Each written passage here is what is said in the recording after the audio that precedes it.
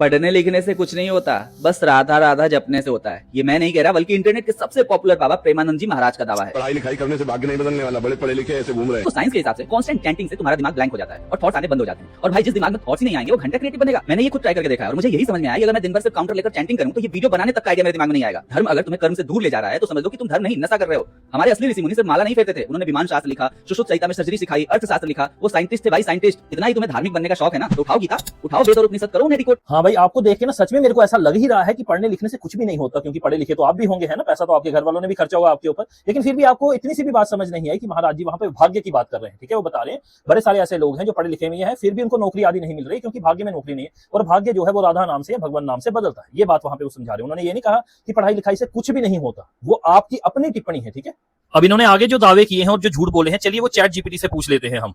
Chat GPT, मुझे ये बताओ, क्या कांस्टेंट चैंटिंग से या लगातार मंत्र जाप से हमारा दिमाग खाली हो जाता है, हमारी सोचने समझने की शक्ति खत्म हो जाती है? नहीं, ऐसा नहीं होता है। लगातार चैंटिंग से दिमाग की गतिविधि शांत हो सकती है, लेकिन सोचने और समझने की क्षमता नहीं खत्म होती, बल्कि कई बार वो और केंद्रित हो जाती है। तो इनके पहले दावे का खंडन हुआ, ठीक है, कि लगातार मंत्र जाप से इन्होंने कहा हमारा दिमाग ब्लैंक हो जाता है। वाकई भाई वाकई पढ़ने लिखने से कुछ नहीं होता। चलिए अब अगले दावे की पुष्टि करते हैं। चैट जीपीटी, हमें निरंतर भगवान नाम का जाप करना चाहिए, ये बात हमें ऋषियों ने दी है या माइकल जैक्सन ने दी है? ये बात ऋषियों ने दी है। ये प्राचीन भारतीय आध्यात्मिक परंपरा का हिस्सा है, ना कि माइकल जैक्सन से जुड़ी हुई है। तो वाकई भाई सही कहा था आपने। पढ़ने लिखने से कुछ नहीं होता। अब अगले दावे की भी पुष्टि कर लेते हैं। चैट जीपीटी, मुझे ये बताइए, क्या भगवत गीता और वेदों का डिकोड करने का कार्य हमारा है, यानी सामान्य जनता का है? नहीं, वेद और गीता का गूढ़ अर्थ समझना अक्सर विशेषज्ञों या गुरुओं का काम होता है, जो लंबा अभ्यास और अध्ययन करते हैं। पढ़ने लिखने से कुछ नहीं होता। अब मैं चैट जीपीटी से एक ऐसा सवाल करूंगा जो इसको भरी पब्लिक में सबके सामने नंगा करेगा। देखिए जरा।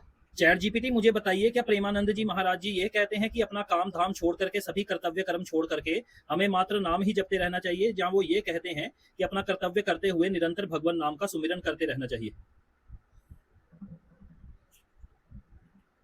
प्रेमानंद जी महाराज की शिक्षाओं में यह बात शामिल है कि हमें अपने कर्तव्यों को ईमानदारी से निभाना चाहिए, साथ ही भगवान का नाम स्मरण करते रहना चाहिए।